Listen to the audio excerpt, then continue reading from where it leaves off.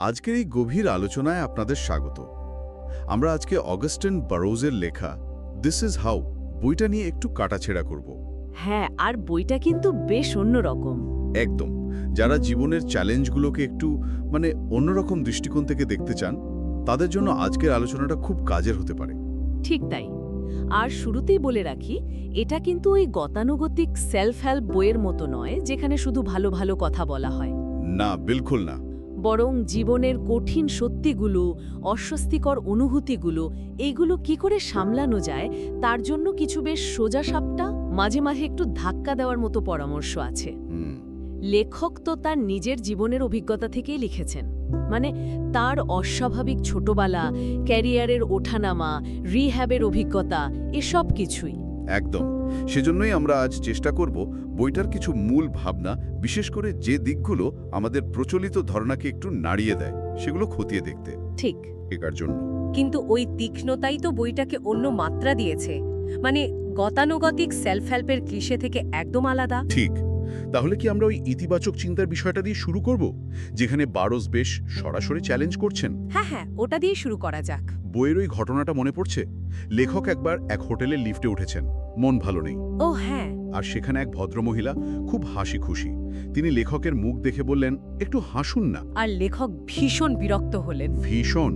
শুনতে খুব সাধারণ মনে হলেও বারোজ এখান থেকে একটা জরুরি প্রশ্ন তুলেছেন। খুবই জরুরি, কারণ এই ঘটনাটাই দেখিয়ে দেয় কেন জোর করে চাপিয়ে দেওয়া ভালো থাকা বা লোক দেখানো পজিটিভিটি সেটা অনেক সময় উল্টো ফল দেয়।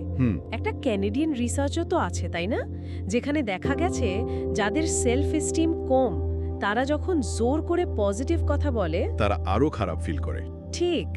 বারোজের মূল কথাটা হলো জোর করে ভালো লাগার চেষ্টা করার আগে আপনি এই মুহূর্তে ঠিক কেমন ফিল করছেন সেটা অ্যাকনলেজ করাটা দরকার। নিজের অনুভূতিটাকে অস্বীকার করাটা একরকম মিথ্যে বলা নিজের সাথে। একদম, এক ধরনের সেলফ ডিসঅনেস্টি। আর এখানেই তো বারোজের ওই অদ্ভুত অ্যাফার্মেশনের ধারণাটা আসছে, রোজমেরিজ বেবি অ্যাফার্মেশন। হ্যাঁ, how to feel like shit অধ্যানে। নামটাই কেমন উস্কানিমূলক। তিনি বলছেন পজিটিভ কথার বদলে নিজের আসল ফিলিংসটা বলুন। যেমন, আমি হতাশ, মোটা, বোকা ফিল করছি। শুনতে খারাপ লাগলেও ওই মুহূর্তের জন্য ওটাই হয়তো সত্যি, নির্ভুল সত্যি। এই নির্ভুলতা বা অ্যাকিউরেসি শব্দটা বারোজের লেখায় খুব গুরুত্বপূর্ণ, তাই না? খুবই গুরুত্বপূর্ণ। অনুভূতির ক্ষেত্রেও তিনি বলছেন সেগুলোকে ভালো খারাপ বলে জাজ না করে বা বদলানোর চেষ্টা না করে জাস্ট একজন অবজার্ভারের মতো দেখুন। আচ্ছা। কারণ অনুভূতিগুলো তো মেঘের মতো, আসে যায়।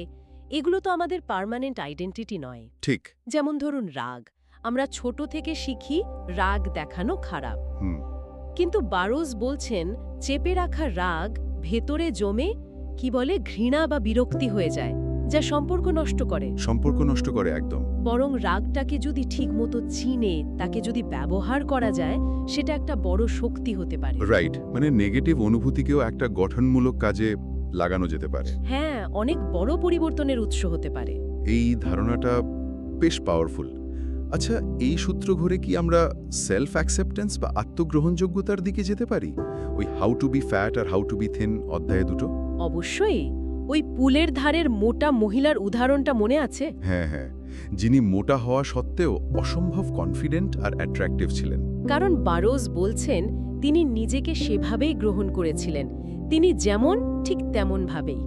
বারোজ বোঝাতে চাইছেন অনেকের কাছে ওই রোগা বা পাতলা হওয়ার ইচ্ছেটা আসলে শুধু ফিজিক্যাল গড়নের ব্যাপার নয়। এটা হয়তো আরো গভীর কোনো অপূর্ণ ইচ্ছের সিম্বল, যেমন আরো ভালোবাসা পাওয়ার ইচ্ছে, বা আরো ধনী হওয়ার ইচ্ছে, বা হয়তো আরো পপুলার হওয়ার ইচ্ছে। আচ্ছা। তার শুধু ওজন কমানোর পেছনে ছুটলে আসল সমস্যাটা ধরাই পড়ে না। এক্স্যাক্টলি। বারোজ সেটাই বলতে চাইছেন। রোগা হওয়া এখানে একটা মেটাফরের মতো কাজ করছে। ইন্টারেস্টিং। যেমন অ্যানোরেক্সিয়ার মতো জটিল সমস্যার ক্ষেত্রেও বারোজ তার নিজের অভিজ্ঞতা থেকে বলছেন এটা শুধু রোগা হওয়ার ইচ্ছে নয়, এর পেছনে থাকতে পারে সবকিছু কন্ট্রোল করার একটা তীব্র ইচ্ছে, অথবা নিজেকে শাস্তি দেওয়ার, নিজেকে ছোট করে ফেলার একটা প্রবণতা। তাই তিনি বলছেন প্রচলিত চিকিৎসার বাইরে গিয়ে মূল সমস্যাটা ধরতে হবে। আর সেই মূল জায়গাটাই হলো সেলফ অ্যাকসেপ্টেন্স। একদম। নিজেকে কন্ডিশন ছাড়া অ্যাকসেপ্ট করতে পারলেই আসল কনফিডেন্স বা সৌন্দর্যটা আসে। ওজন বা চেহারা যাই হোক না কেন। আর এই সেলফ অ্যাকসেপ্টেন্সের সাথেই কি ওই নির্ভুলতার ধারণাটা জুড়ে আছে, যেটা আপনি আগেই বলছিলেন? হ্যাঁ, খুব জোরালোভাবে জুড়ে আছে। বারোস বলছেন আমাদের ব্যক্তিগত ভালো লাগার সত্যি নয়, বরং অবজেক্টিভ নির্ভুলতা দরকার। ওই মহিলার উদাহরণটা মনে পড়ছে, কোন মহিলা? যিনি অনেক বছর পর বুঝতে পারেন যে তার স্বামী আসলে তার কাছে অচেনা একজন মানুষ, যদিও তিনি এতদিন অন্যরকম ভেবে এসেছেন। ওহো, হ্যাঁ হ্যাঁ, খুবই পাওয়ারফুল উদাহরণ। বারো সেটাই বলতে চাইছেন যে আমাদের ইচ্ছে, আমাদের ভয়, আমাদের ধারণাগুলো, এগুলো বাস্তবকে ঠিকমতো দেখতে দেয় না। আমরা একটা নিজের তৈরি গল্পের মধ্যে থাকি। ঠিক। নির্ভুলতা মানে হলো সেই গল্প থেকে বেরিয়ে এসে কঠিন বাস্তবটাকে দেখা, সেটা নিজের সম্পর্কে হোক, সম্পর্ক নিয়ে হোক বা পরিস্থিতি নিয়ে। এটা তো খুব কঠিন কাজ। কঠিন, কারণ সত্যিটা তো অনেক সময় কষ্ট দেয়। কিন্তু বারোজের মতে এই নির্ভুলতাই হলো যে কোনো মিনিংফুল চেঞ্জের প্রথম স্টেপ। আমরা যেগুলোকে জীবনের বেসিস বলে ধরে নিয়েছি, সেগুলোকে প্রশ্ন করার সাহস রাখা। এই নির্ভুলতার ধারণাটা তো তাহলে সম্পর্কের ক্ষেত্রেও খুব জরুরি। অবশ্যই। হাউ টু ফাইন্ড লাভ অধ্যায়ে বারোজ তো ওই সোলমেট কনসেপ্টটাকে একরকম উড়িয়ে দিয়েছেন, তাই না? হ্যাঁ, বেশ কড়াভাবেই সমালোচনা করেছেন। আর ওই 6 মাইলের পরিসংখ্যানটা, যে বেশিরভাগ মানুষ নাকি বাড়ির 6 মাইল ব্যাসার্ধের মধ্যেই জীবনসঙ্গী খোঁজে।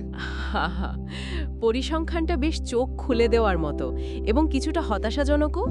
বারোজ আসলে বলতে চাইছেন আমরা ভালোবাসার ক্ষেত্রে বড্ড প্যাসিভ হয়ে যাই, একটা গণ্ডির মধ্যে থাকি আর ভাবি কেউ এসে কড়া নাড়বে, অপেক্ষা করি। তিনি বলছেন এভাবে বসে থাকলে চলবে না, কমফোর্ট জোন থেকে বেরোতে হবে, নতুন জায়গায় যেতে হবে, নতুন লোকের সাথে মিশতে হবে, মানে অ্যাক্টিভ হতে হবে, অ্যাক্টিভলি খুঁজতে হবে। হ্যাঁ, আর সঙ্গীর ব্যাপারে মনে মনে একটা পারফেক্ট ছবি এঁকে রাখাও খুব বিপজ্জনক। আর ওই যে বারোজ বলছেন সম্পর্ক শুরুর সময় নিজের সেরাটা দেখানোর চেষ্টা না করতে, never put your best foot forward. হ্যাঁ, এটাও তো এক ধরনের নির্ভুলতার অভাব। তাই তো। এটা একটা মার্কেটিং স্ট্র্যাটেজির মতো। শুরুতে হয়তো কাজ দেয়, কিন্তু লং রানে টেকে না, কারণ আপনি তো সারা জীবন বেস্ট বা পাড়িয়ে চলতে পারবেন না। ঠিক। বারোজ বলছেন শুরু থেকেই আসল আমিটাকে দেখানো দরকার, আপনার খুঁত, আপনার দুর্বলতা, আপনার পাগলামিগুলো সমেত। কারণ আপনি এমন কাউকে চান যে আপনার এই আসল মানুষটাকেই ভালোবাসবে। একদম।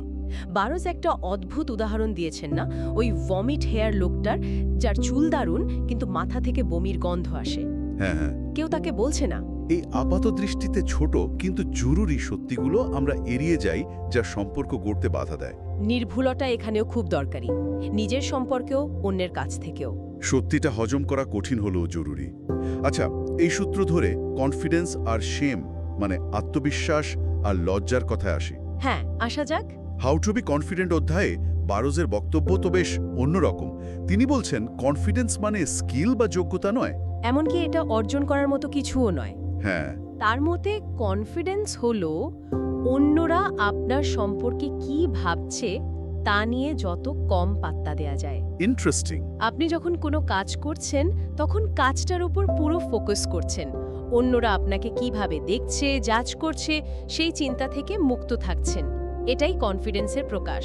বারোজ তো তার টিনেজ বয়সের একটা চরম অভিজ্ঞতার কথাও বলেছেন, লাইনে দাঁড়িয়ে অভদ্র আচরণ করার। হ্যাঁ, বলেছেন, তবে ওটা কোনো অ্যাডভাইস নয়, ওটা ছিল তার নিজের একটা এক্সপেরিমেন্ট, আত্মসচেতনতা কাটানোর জন্য। কিন্তু মূল কথাটা হলো সহজ থাকা, স্বাভাবিক থাকা। এই যে অন্যরা কি ভাবছে এটা নিয়ে কম ভাবা, এটা কি লজ্জাকে জয় করার সাথেও যুক্ত? হাউ টু শ্যাটার শেম অধ্যায়ে তিনি লজ্জা ভাঙার কথা বলেছেন। সরাসরি যুক্ত। লজ্জা বা রোজের মতে বেশিরভাগ সময়ে বাইরে থেকে চাপানো একটা অনুভূতি। বাইরে থেকে? হ্যাঁ, সমাজ, পরিবার, কাছের মানুষ, তারা জেনে শুনে বা অজান্তেই আমাদের মধ্যে এই ধারণা ঢুকিয়ে দেয় যে আমরা যথেষ্ট ভালো নই, আমাদের কিছু কমতি আছে, আমরা অন্যদের চেয়ে খারাপ।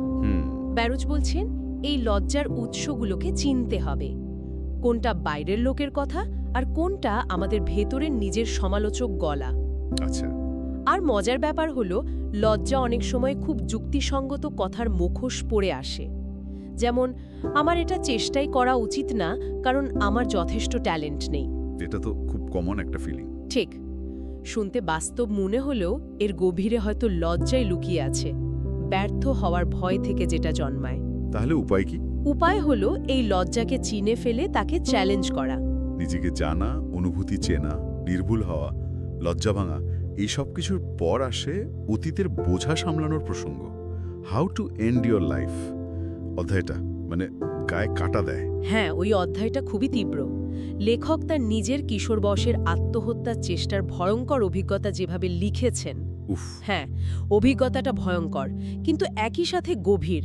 তিনি ওই চরম মুহূর্তে বুঝেছিলেন যে আত্মহত্যা আসলে কোনো শান্তি বা মুক্তি আনে না, ওটা শেষ মুহূর্ত পর্যন্ত শুধু কষ্টেরই নামান্তর। হুম।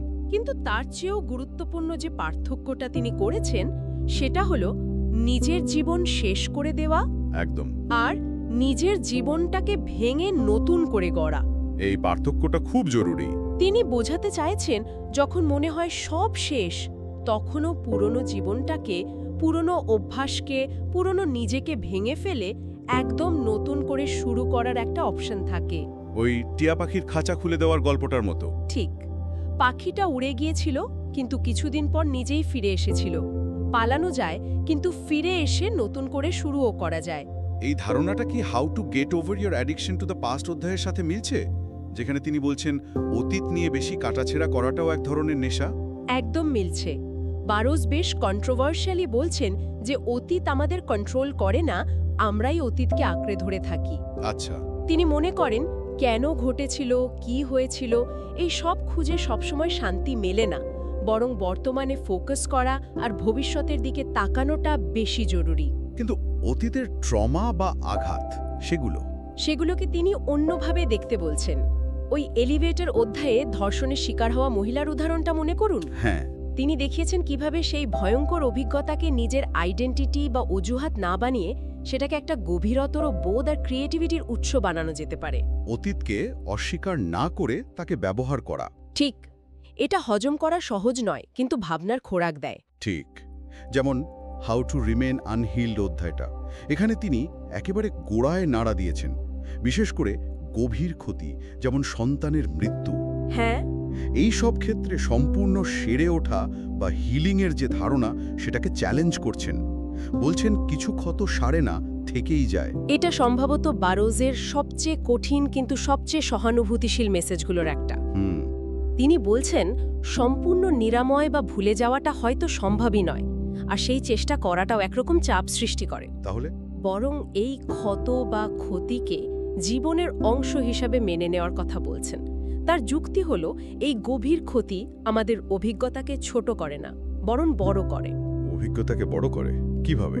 আমরা একই সাথে গভীর দুঃখ আর গভীর আনন্দ অনুভব করার ক্ষমতা পাই। সম্পূর্ণতা বা হোলনেস মানে নিখুঁত বা অক্ষত হওয়া নয়, বরং নিজের সব ক্ষত, সব ভাঙা অংশ নিয়েই নিজেকে গ্রহণ করা। এটা একটা অন্যরকম দৃষ্টিভঙ্গি। হ্যাঁ, এমনকি সবচেয়ে কষ্টের অভিজ্ঞতার জন্য এক ধরনের কৃতজ্ঞতা বোধ করা সম্ভব, কারণ ওই অভিজ্ঞতাই তো আমাদের আজকের আমিকে তৈরি করেছে।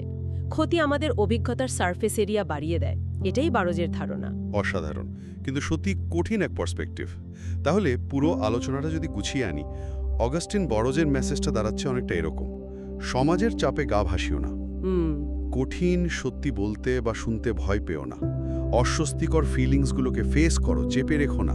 ঠিক, নিজেকে একসেপ্ট করো যেমন আছো, খুঁত নিয়ে। আর সবচেয়ে বড় কথা, নিজের সাথে আর পৃথিবীর সাথে যতটা সম্ভব নির্ভুল আর সৎ থাকো। খুব সুন্দর সামারি।